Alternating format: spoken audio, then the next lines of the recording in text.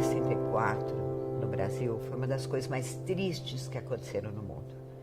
Quer dizer, esse país lindo, incrível, grande, maravilhoso, cheio de potencialidade, vinha de um projeto de autoestima, não é? A gente vinha nos anos 50 da fundação de Brasília, e Brasília não é uma cidade ao acaso, é uma cidade feita por homens bons. Um povo que constrói uma cidade daquelas em 3 anos e meio mete medo no mundo inteiro, não é? Eu li A Última Hora e me apaixonava pelo jornal, por aquele espírito de trabalhismo, de uma esquerda sindical, de direitos de quem trabalha. Isso sempre foi apaixonante para mim. E ser jornalista, para mim, era um sonho na época, mas não era só ser jornalista. Eu queria ser jornalista da Última Hora. Então, isso sempre ficou muito presente. E, claro, A Última Hora, ligada ao PTB, que era ligada... O Jango era do PTB, então o Jango, para mim, também foi uma figura maravilhosa. Quando o Jango começou a propor reformas, as reformas de base, não é? Em olhar para a classe trabalhadora e a questão do 13º, por exemplo, é o único país no mundo que tem 13º e é considerada a forma mais perfeita de distribuição de lucro das empresas. E hoje em dia, nem a elite contesta, porque é quando entra dinheiro na economia e faz circular, não é? E é do Jango. E a partir daí, eu me lembro, ele passou a ser chamado de comunista, bastava você querer alguma coisa para a classe trabalhadora para ser chamado de comunista. E o próprio Partido Comunista, nessa época, trabalhava bastante também, não é? Essa renúncia do Jânio, aquilo foi um absurdo já, uma outra noite negra, não é? A incompreensão total, entende? E eu, às vezes, vejo, por exemplo, a elite brasileira, ela não é só uma das mais atrasadas, mas ela é cruel também. Então, por exemplo, era preciso fazer aquela coisa, essa oposição burra em cima do Juscelino e eleger, puxa vida, uma pessoa que todos sabiam que era autoritária, não é verdade? E que usava de demagogia e teatralidade. E quando ele renunciou, que eu creio que também foi um gesto teatral, não é? E o Jango assumiu, eu passei a acompanhar muito aquilo. O Jango está na China, o Jango voltou e tudo.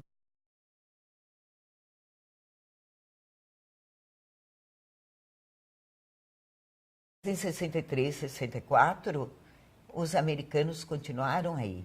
Inclusive, no dia do golpe, a 4ª Frota estava estacionada aí no Atlântico, não é, nas costas do Brasil, para garantir aquele absurdo daquele golpe.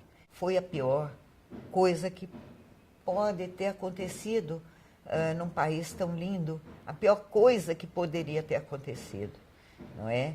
Então, todas as leis deixaram de existir, o Congresso foi fechado, os militares assumiram o poder de maneira truculenta, não é? Mesmo o Jango tendo saído para que não houvesse um banho de sangue. Eu entendo o golpe de 64 como um processo das forças imperialistas, reacionárias do mundo, entende? O avanço dos Estados Unidos como política do mundo, como polícia do mundo, depois da Guerra das Coreias e nos anos 50, e aí já o aprofundamento da Guerra do Vietnã.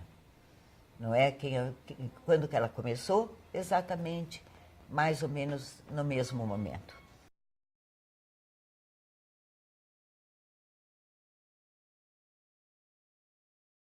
A ditadura também representou um atraso absurdo, não só no desenvolvimento, no crescimento, porque eles inventaram um desenvolvimento lá chamado milagre, não é? Para poucos, mas a ditadura atrasou o Brasil muito. O Estado Novo, inclusive, se ressuscitam as regras da escravidão. Ou seja, as pessoas têm que ser açoitadas, têm que apanhar, têm que morrer na tortura, têm que ser maltratadas, humilhadas. Era assim com os escravos.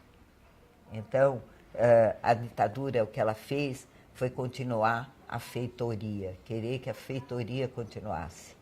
Entende? Que o povo brasileiro todo fosse seu escravo. E não teve nada mais cruel. E nós conquistamos a democracia. Eu considero que a democracia foi uma conquista lindíssima do povo brasileiro. E estamos construindo. Não é perfeita, não. Não vai ser. É como a gente, não é? Mas nós, brasileiros, nos amamos. Então, e estamos construindo essa democracia e que vamos melhorar muito mais ainda.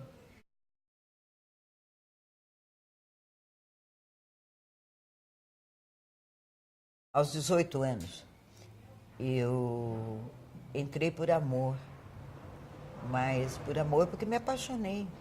Eu me apaixonei pelo Paulo Viana, que era da Editora Abril, trabalhava junto comigo, e que era ligado ao Partido Comunista, não é? Irmão de um dirigente do Partido Comunista Brasileiro. E eu achei aquilo maravilhoso. Eu me apaixonei por ele, pela cabeça dele, pelas ideias dele, e passei a querer saber muito mais, a saber tudo, não é? Eu que antes vinha de um colégio de freira. E aí, embora tivesse em casa, como é que chama? Noções, conhecimento da política e tudo. Apaixonei e adotei todas aquelas ideias imediatamente, não é? Mas o amor pessoal não durou muito, não é? Foi uma paixão de moça, de adolescente, de 18 anos, de jovem de 18 anos. Mas a minha ideologia continuou. Aí continuou e continua até hoje. Depois, contra a ditadura, eu fui sempre. Então, era a primeira das coisas. Fui trabalhar depois na Folha da Tarde. E lá eu conheci uma figura maravilhosa que veio a ser meu marido e de novo me apaixonei. Mas aí já tinha 22 e me apaixonei e nós dois passamos a ficar disponíveis para a luta contra a ditadura. Eu vou chamar assim, porque nós não tínhamos essa ligação orgânica total. Nós formávamos a base de apoio logístico da ELN.